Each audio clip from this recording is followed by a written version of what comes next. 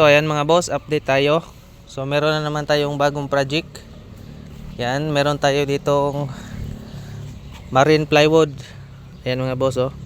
Marine 1 Plywood brand Mega. Oh. Class 3 na Marine Plywood. So dito lang to ginawa sa Mindanao mga bossing.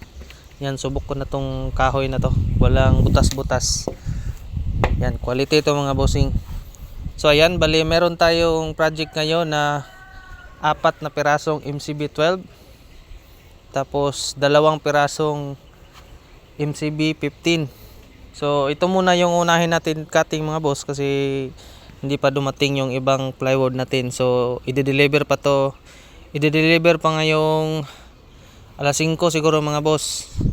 Kasi na-delay yung delivery natin kasi may pahabol tayong 3 pirasong plywood. Tapos hindi na nagkasya sa sasakyan nila kaya ito munang 2 yung pinahatid ko. Yan. So update pala dito mga boss sa may-ari ng ating gagawin ngayon. MCB 12, 2 piraso. Bali 4 to na piraso mga boss ang gagawin natin. Tapos 2 deep 15. So update ko lang kayo mga boss pagkatapos nito. Alright.